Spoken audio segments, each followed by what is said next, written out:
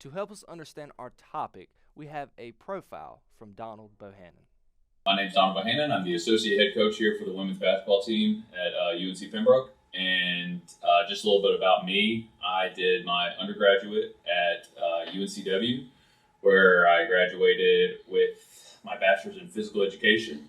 But I came here in the start of the fall of 2016 and did my master's here and graduated with in sports management or whatever they call it now. I can't remember. They've changed it. If you're trying to get into coaching, especially as an undergrad, like the best thing you can do is be a manager or a practice player of some sort. Like we have 6 practice players right now, and like 2 of them have expressed like wanting to go be GAs, and I'm like, hey, you're in the right spot. Because after you graduate here, you've got 2 to 3 years of experience as a practice player or a manager, whichever you do, and then you kind of move from there. And so you go from practice player, you do a good job as that, you move to a GA, do a good job as that. Eventually you become an assistant or a director of operations, you do a good job as that, and it just goes from there. So for this field specifically, if you're getting ready to graduate, I think the best thing you can do is just get involved when you can now. Like if you don't have, this job really is kind of who you know, not what you know. So I think the best thing you can do is just get involved with a program. And some coaches are more likely to help than others.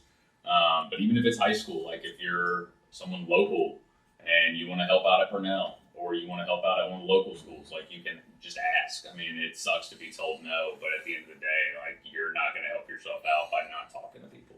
If life is like a video game, college is the easy tutorial lesson. Once you graduate, you're thrown into a whole new game, and the boss fights have real consequences.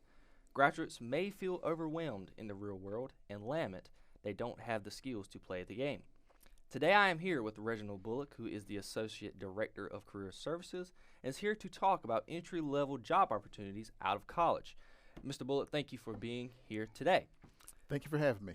Consider this show the cheat codes to the simple things that you didn't learn in school. Welcome to Adulting 101. Mr. Bullock, how are you doing today, sir? I'm fine. How about you? I'm doing great. Good. As I said earlier, I can relate to this topic a lot, so this is going to be a pretty good conversation. Great. So the first question I'd like to ask you is, what kind of things are employers looking for within applicants for an entry-level position? So in the Career Center, we utilize what we call the NACE competencies. That's the National Association of Colleges and Employers. So they have 8 to 10 competencies. The 3 that I really like to tell students about are communication is big. You know, I'd rather you over communicate than under communicate. Even I don't care if you're new to a workforce, if you've been there or in industry, always communicate. That can lack of communication can cause a lot of problems. Problem solving, critical thinking, those things they may sound it may sound like everybody knows how to do that, but sometimes they don't. So employers look for people sometimes, like I tell students, who are problem solvers. Can think critically. If something goes wrong, they don't have to call on their supervisor to ask them questions to fix things. So they're kind of self-starters. Now, is this something that they look for when they're already employed, or like they ask them these type of questions and give them scenarios in the interviewing process? Well, interviewing process, they'll ask you situational interview questions. So tell me about a time when you did A, B, or C. Questions like that. But once you get hired, they want you to know how to do these things or be pretty. You hear it's cliche is fast learner.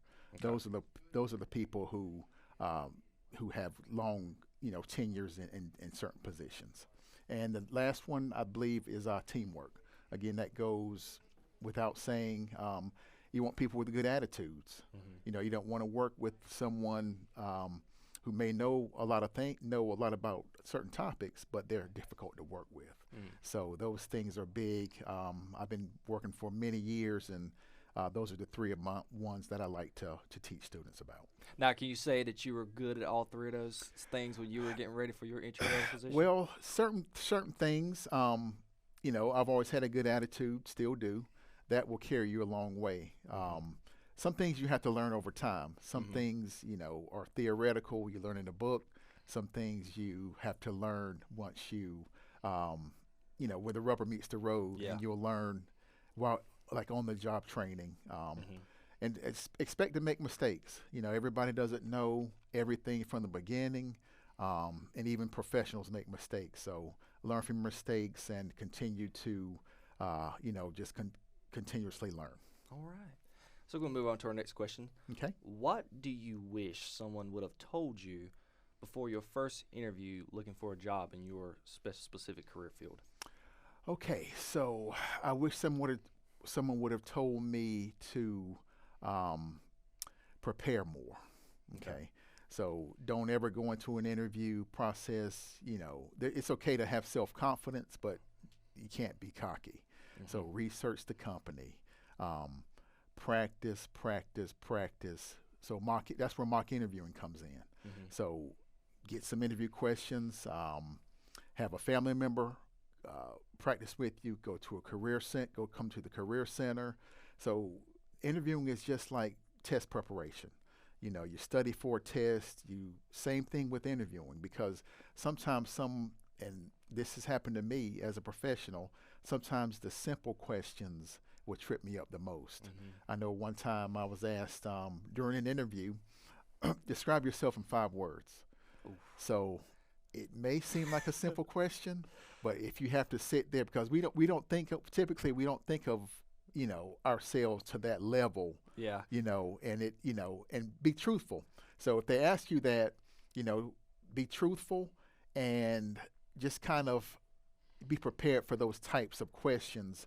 And that's where mock interviewing will help prepare you for those types of questions. Yeah, I'm over here thinking about 5 words that can describe me right now, and I'm over here tripping on words myself, because you want that nice adjective that's like, yes, I'm dependable, exactly, trustworthy, all those nice words that somebody would like to hear. But coming up with 5 of those on the fly wouldn't be that easy now, would it, Mr. Bullock? That's exactly right. So, those are one of the very good questions. So, again, don't underestimate anything. Prepare, just like you prepare for a test. Prepare to research, study, and always do that. I don't care even if you know the people who are interviewing you, still take it very professional. Always have a professional mindset. Carry yourself in a professional manner. Okay. That was a good one. That's one tip that I know whoever's listening will definitely take on to that, but I'm taking that one myself. Thank you. Next question. What is the most important aspect of job interview preparation? I know you've already hit on the what we just talked about earlier, but now it's kind of like one single question. What's the most important? So aspect I would say again, practice. Also research. Sometimes they'll ask you, and you want to know something about the company you're interviewing for. Not just the salary, okay, or the salary, location, those sorts of things. So you want to know. Those are like the kickers that everybody's going to, you're going to want to know, like, oh, how much am I getting paid? Yes. But they want to know, like, why do you want this job so you can better the company? Exactly. So each company, each organization has a culture. So it's kind of embedded in its entirety from the leadership down. So if you know anybody that kind of works places, sometimes you do, sometimes you don't. Kind of ask them off record, how is it really to work here? How you've been here a certain amount of time. It's always good to ask questions, if you can, for somebody who actually works at a company. And hopefully they'll tell you, in all honesty, how it really is to work there, because you really won't know during the interview process. So in the interview process, they want you to they're kind of trying to convince you that that's a good place to work. You really won't know until you start. Till that rubber meets the road. Yes. And you may not notice it in a week, a month, a year. So, the longer you work there, the more you can recognize the culture, and hopefully it's a good one. But not all places of not all employers are good places to work. So that's something to keep in mind. Yeah, but can't you say that would probably be the worst thing that could happen? Like you getting your entry level job, first job you ever get, and you get the job, and all of a sudden you throw a curveball. You were promised that the job was this, this, and that. The culture was this, and it's definitely totally the opposite of what you thought it was going to be. So, being someone who's been working for a long time, you can still learn in those environments. You can still do well, even if the environment is bad. Do your best work, because even if the place is not the best, you still want to have good references. So do the best you can, and if the place gets too much, then you can start looking. But get your experience. Some people are tougher than others. Some people can work in a bad work environment for years, and they just stick it out. While others, it depends on the individual. Definitely depends on the individual. But you can learn from any work environment. You can learn just as much what you don't want, the type of environment that you don't want to work in. And other environments are great. So people work there for years, but it all depends on leadership, from the top down. You hear that, cliche, from the top down. And it could matter for an individual supervisor. Other departments might be great, but individual leadership and supervisors make the world a difference as well. Now, this is a very good question. I know I can attest to this because I'm fixing to get ready I need to get my resume together myself. Okay. So this is a good question to ask you. What makes a good resume? Okay, so we'll start off with a nice, clean look. And the Career Center, I'm going to plug the Career Center. The Career Center can help you create a resume from scratch or help you improve a resume. So we usually start off with your contact information at the top. Okay. That once you could put your full address, you don't do that anymore. Just put the city, state, your name legible, contact information. Sometimes you'll have a LinkedIn profile. So there's different ways to do it. There's really not one way to do it, but have someone look over it to make sure that it's nice and crisp for you. Then we'll start off with sometimes there's a career objective or a summary statement. Now, not all resumes have those sorts of things. Then you're going to start off with education. Okay, the reason we start off with education is if someone has a 5-page resume and they have their education at the top, on the last page at bottom of page 5.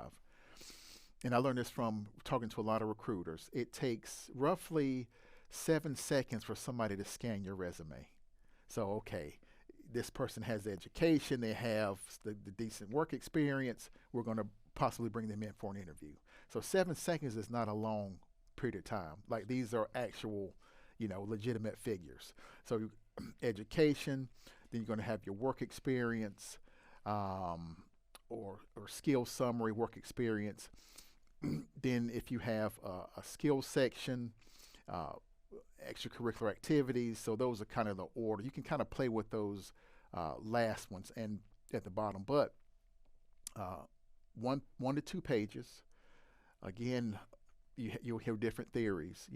1-page resume, but like me, I've been working a long time, so my resume is 2 pages, and anything past that, then you're getting to some murky area. Remember, the 7 seconds is what you're going to get to get somewhat a recruiter to look at your resume. Now, sometimes they use software that can pull the keywords. Sometimes you have to formulate your resume to match certain words in the job description of where you're applying. So is that an artificial intelligence type of thing? Yes, okay. But some people do it the old-fashioned way. Yeah. They're going to read the 100 resumes or 1,000 that come through. So it depends on the size of the company. Now, I mean, obviously, I know it's probably a foolish question, but is it smarter to do a digital resume rather than a physical handwritten resume? Always do digital because, like me, I have bad handwriting. Yeah. It used to be great, Yeah. but sometimes people's handwriting is illegible. Mm-hmm. So always do it in a nice, at least 12-point font. Choose your font as long as it's easy to read. No misspelled words, no paragraphs. Things of that nature. So always do a nice digital resume and save it as a PDF. Okay. The reason I say that is I work on Macs, so the files between the Macs and the PCs sometimes they've gotten better, but back in the day when you would open up a file from a PC on a Mac, the words will go from line to line and it'll get all jumbled up. So save it as a PDF, they'll be able to open it cleanly. Yeah, and another question I might have for this, when you're as an employer, like, are you looking for this neat, customized type resume? Because I know on Canva they got like a lot of templates you can use. You can have your nice little photo on the left, and make it look presentable. Or is it best to have just your basic, just black ink and just the content, so to speak? Some people say it's industry specific. Like if you are a graphic designer, you may have, but what we teach is no photos. Okay. No color, Okay. unless you're a super creative person and they know that you want to showcase some of your graphic design skills. Okay. But keep it. You can use a template, but sometimes the templates are hard to edit. Mm-hmm. They're very restrictive. So you could play with it a couple of ways. You could do a kind of a simple, clean, nice, neat template, or use the ones that are, from Canva but I always tell students to stay away from those pre-made. But again, it's subjective, but everybody has their own different style. But as long as those elements that I mentioned are in there, should be good to go. Yeah, I thought it was a good question because you say the 7 seconds. When they see the nice little resume, all the color and stuff, they might be like, okay, this might be a little interesting resume to look at. Yes. I know there's a fine line between being too vague or being too extra. You kind of want to be in that middle ground where you don't have too much or you don't have too little. Like Exactly. where's the median? Exactly. So I guess that might be the more important thing. So of course the resume is what's going to get you in to the interview. So and they may ask a lot of questions based off of your resume, or they may have a preset. Everybody does things different. Yeah. Mm-hmm. All right. Next question. So this is me. A lot of people fresh out of college are anxious about their job search. How can they go about calming some of those worries? Well, just go into it saying, okay, I'm going to, I may get told no, but don't get discouraged, because, a lot of people may be applying for, the same job, but prepare yourself as much as possible.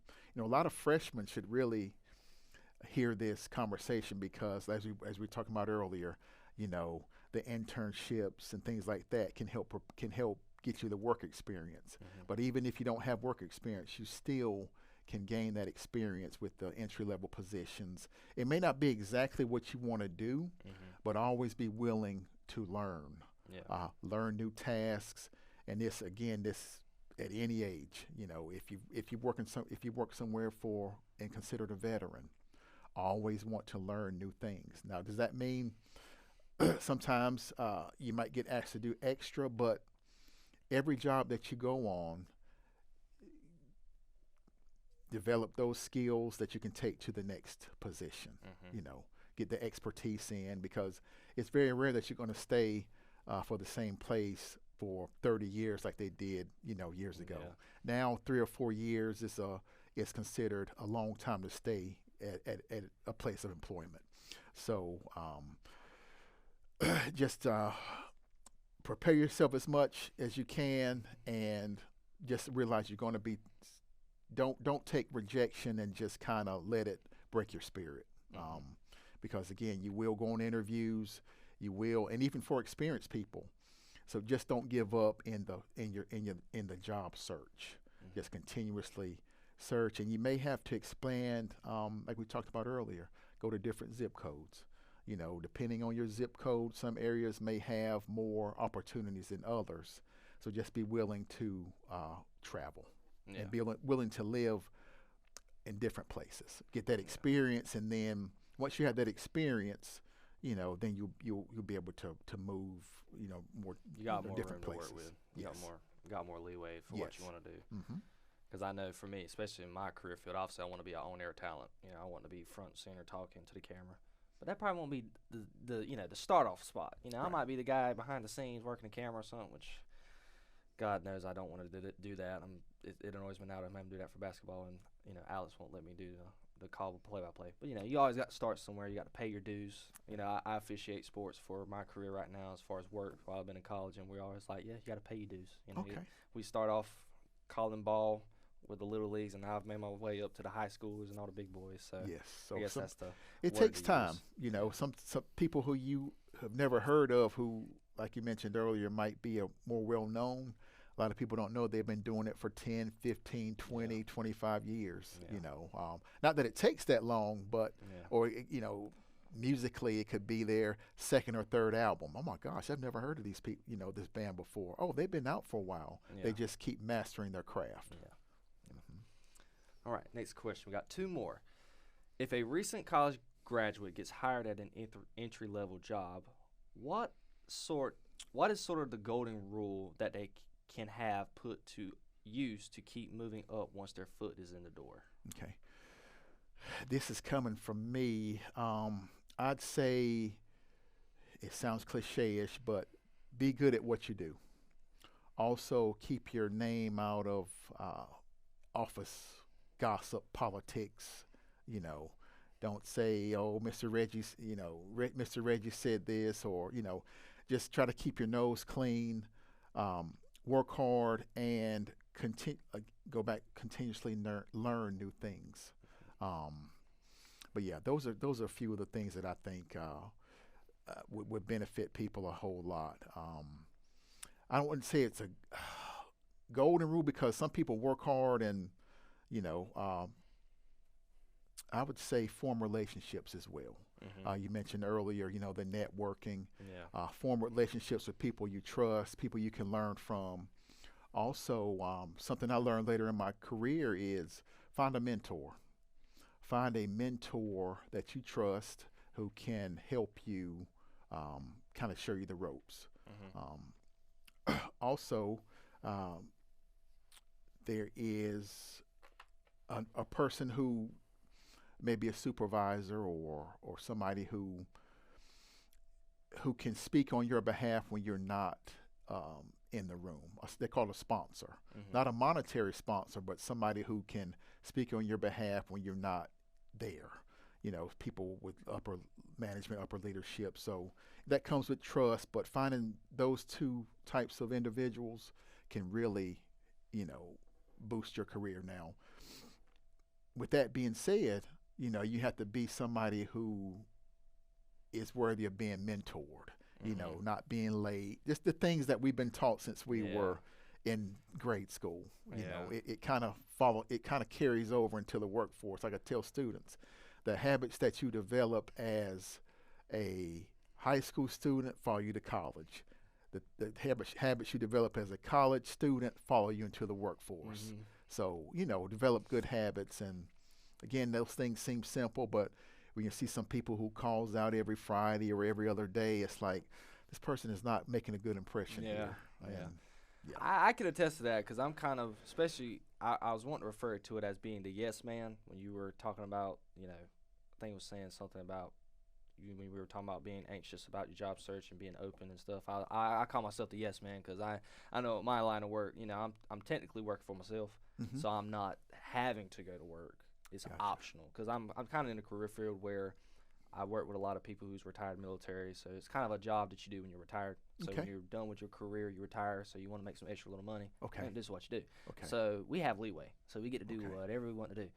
But for me, since I'm not in that case, and I'm available, I'm like, okay, whatever they say, I'm like yes. This time, Right. I'm like yes. So I think Yes. I think obviously I'm not the one giving the insight here. Well, I think one good rule can be sometimes being a yes man is kind of And- can be very beneficial. And what you're saying is, so though, be willing to do tasks that other people don't want won't. to. Yeah. So that's exactly right. Because I've had so many opportunities where I'll say yes to this, and then they'll call me back and be like, "Oh, hey, I have this opportunity for you to do this." Since just having with your employers and people that you work for, they see that you are willing to do whatever they ask, and whenever something arises or an opportunity happens, you would be the first one in consideration for it. I've learned that in my line of work. And that'll benefit you in the long run too, because you're learning things that other people either refused to do, thought it was too hard, and that's a lot of I've learned a lot when other people refuse to do things, and I'll say, you know what, I have nothing to lose. I'll learn it, and then that benefited me, immensely. Yeah, it's the same thing when you say with sacrifices too, because I mean, I've had many opportunities. I have a girlfriend; she wants to do this and do that, and I'll be like, well, I need to do this. It just you kind of got to make that sacrifice too, because when you're starting out like me, you got to put. My dad's always told me short-term sacrifice for long-term gain. Yes. So you got to, you might not be able to make that birthday party, you might not be able to make that, wedding and things of that nature, but you got to make those sacrifices. So one day you will have the leeway to be like, okay, I need to do this. Can I have work off, do this, and do what I need to? Exactly. And you kind of practice that as a college student, because hey, I'm pretty sure you've had to turn down a lot of things because hey, you had a 10-page paper due, you had some things to record, and it kind of collided with fun trips, and so yes, that does happen for sure. All right, now this is our final question of the interview. What can the Career Center offer recent graduates looking for advice to score a job fresh out of college? Okay, so the Career Center has career coaches who are specific to majors. So we have 2 career coaches. One is assigned to arts and sciences, the other one, which is a gigantic college, a bunch of different majors, and the other one is assigned to health sciences and education. So they're experts in, helping you find positions. We can do, as I mentioned, mock interviews. We have something called Big Interview. If you can't make it on campus, you can log in and use your UNCP email address and practice your interview. So it will literally record you and give you advice on eye contact, the length of your answers, things of that nature. So career fairs, career fairs, a lot of employers come here. They don't come here for the fun of it. They come here actively recruiting.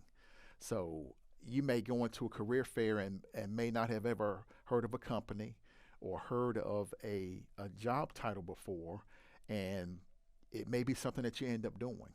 So keep an open mind when you're looking for positions. If you can, attend career fairs, resumes, cover letters, mock interviews.